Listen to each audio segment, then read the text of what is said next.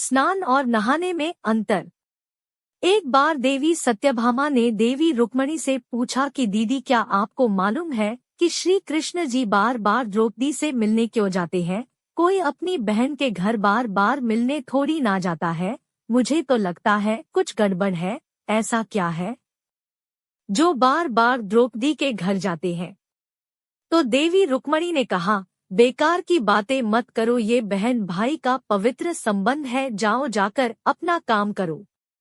ठाकुर जी सब समझ गए और कहीं जाने लगे। तो देवी सत्यभामा ने पूछा कि प्रभु आप कहाँ जा रहे हो? ठाकुर जी ने कहा कि मैं द्रौपदी के घर जा रहा हूँ। अब तो सत्यभामा जी और बेचैन हो गई और तुरंत देवी रुक्मणी से बोली, देखो दीदी, फिर वही द्रौपदी के घर जा रहे हैं।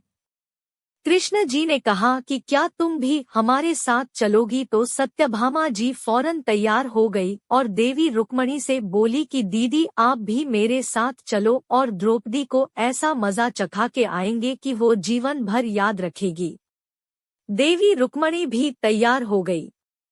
जब दोनों देवियां द्रौपदी के घर पहुंची तो देखा कि द्रौपदी अपने केश संवार रही थी। जब द्रौपदी केश संवार रही थी तो भगवान श्री कृष्ण ने पूछा, द्रौपदी क्या कर रही हो? तो द्रौपदी बोली, भैया केश संवार के अभी आई। तो भगवान बोले, तुम काहे को केश संवार रही हो? तुम्हारी तो दो भाभी आई है, ये तुम्हारे केश संवारेगी। फिर कृष्ण जी ने देवी सत्यभामा से कहा कि तुम जाओ और द्रौपदी के सिर में तेल लगाओ और देवी रुक्मिणी तुम जाकर द्रौपदी की चोटी करो।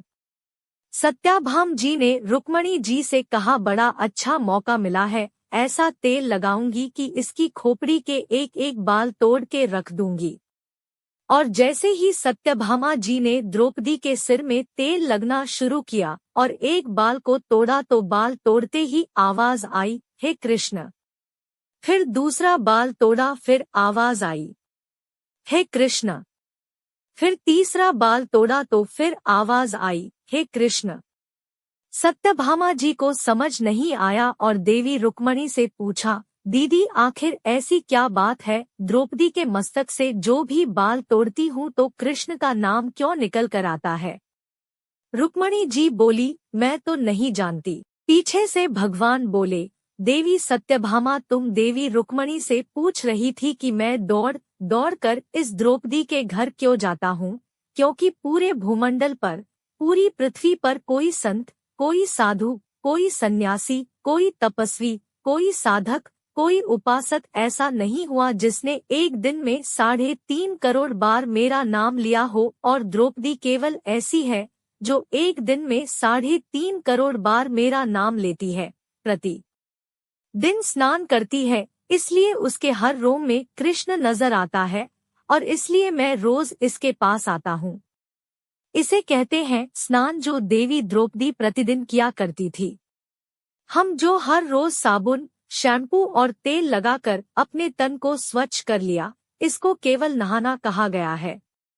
स्नान का मतलब है हमारे शरीर में 3.5 करोड़ रोम छिद्र है।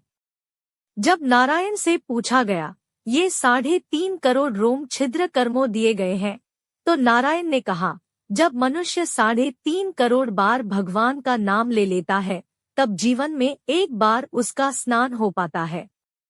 इसको कहते हैं स्नान।